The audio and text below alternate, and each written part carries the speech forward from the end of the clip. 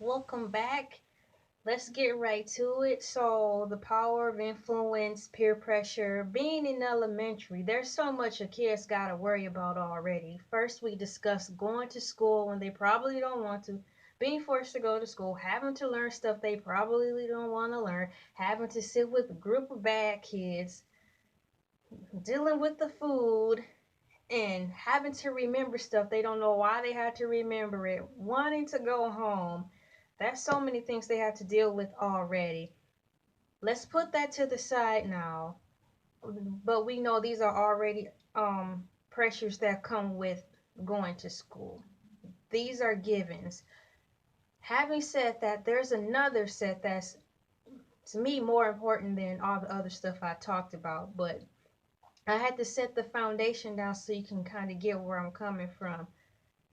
And that's basically like lunch recess. That's where a lot of the peer pressure and the fights and stuff happen because all the kids are all together, not from just one classroom, but from all the classrooms. So if you're like in elementary, there's probably three to four, depending on what size town you're in, three to four third grades, and they all get released at the same time, and there's not many people out there advising them. On a good day, probably three. You're lucky if you have four people out there actually kind of, guarding the perimeter of the kids run and play for what seemed like 2 hours, but it's only 30 minutes or so.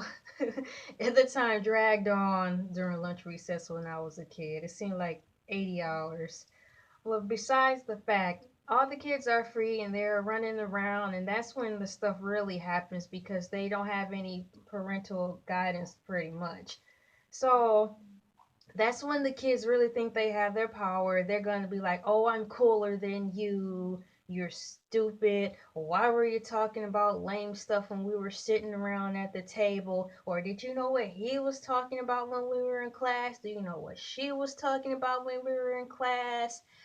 He's got holes in his clothes. She's got holes in his shoes. Her hair is a mess. Why do you guys talk like that? Why do you look like that? How come you guys ride the bus to school? How come you drive that car when you come to school? How come your mom looks like that? Why does your dad look like that? All these questions that they can be painful. The thing is, they say kids are brutally honest. I'm tired of people saying that. They just don't care. Kids gonna be kids, okay? They asking what they're doing is asking questions that adults are afraid to ask when they get older, or they just don't want to go there. There's ways you can ask those same questions when you're an adult, but in a nice way. What the kids do that make it seem brutally honest is that they know they're being a turd and then they put the stank attitude on top of it. That's about it. Believe me, there's a difference between being brutally honest and being a jerk about it. So growing up, all I knew was the attitude way of kids asking stuff. And I didn't even care what color you were, what race you were.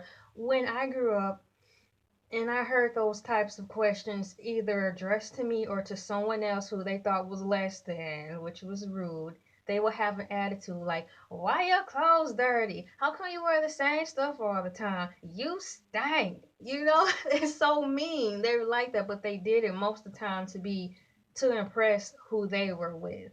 I couldn't stand it. Or how come you doing this? And the same questions will be asked from when I grew up from like from the white kids. They would ask the same things, but the way they went about it, it was still rude, but they did it in their own way. But it was the same thing because it was just to impress the crowd they were with, you know. So you can tell when you're being talked about. You may not understand exactly what they're saying, but how it's addressed, you still know what they're saying and it hurts. So you have to deal with all this stuff of wondering, like, well, I don't want to go to school being treated like this, being talked about, being left out, being alone. And on top of that, I have to do homework. I have to stay up late doing this stuff. I have to, I can't go outside all the time. So it's like, what do you do? Do you just like, oh, forget it, I'm gonna start doing, changing myself, changing who I am, so all these kids don't talk about me, so at least when I go to recess I can enjoy recess and not have to worry about hiding or keeping to myself so people won't talk about me, or getting bullied and stuff on the playground because you're poor, or you smell, or you don't have this, or your skin color, or your hair is terrible, or you're just stupid, or you're too smart.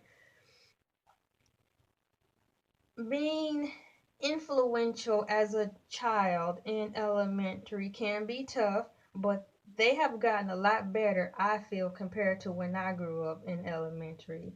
They make it more they make it more glamorous to be yourself nowadays, which is good.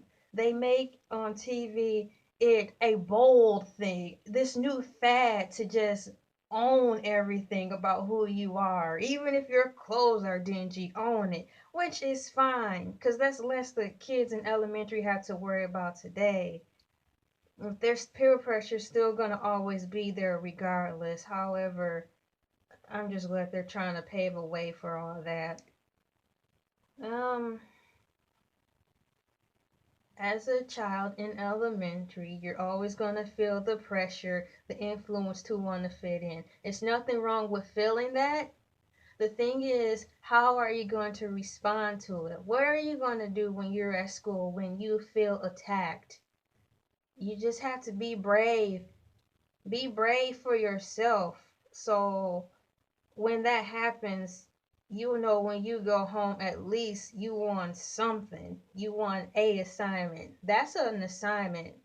It's like teachers don't tell you that too much. Going to school, being brave and staying who you are and liking who you are and what you do, that's homework every single day. So if you don't know how to do your math, reading, English, or science, just know at least you passed one class, and that's keeping yourself proud of being who you are. Because if you can just do that, a lot of the other stuff will come to you because the teachers will see that you're trying and you're struggling with a lot of other things. Um, it's okay. I didn't like elementary too much when it came to that, basically because of the influences of other kids being mean and thinking how they thought you were supposed to be. If it wasn't like that, I don't think school would be so bad. But it gets you ready so when you get to middle school, high school, and when you're an adult, adults go through the same thing. The thing is, most of them haven't learned how to deal with handling it, so it's just worse because they're louder, bigger, stronger, and really think they know everything. So that's my segment on the elementary part as of now that I know of, far as influences and peer pressure. You guys aren't stupid. Thank you for watching this. And I know I'm saying really big words, and I know you understand what I'm saying. Subscribe, like, and comment. And if you want me to talk about anything else, just let me know in the comments, and I'll see what I can do. See you next video.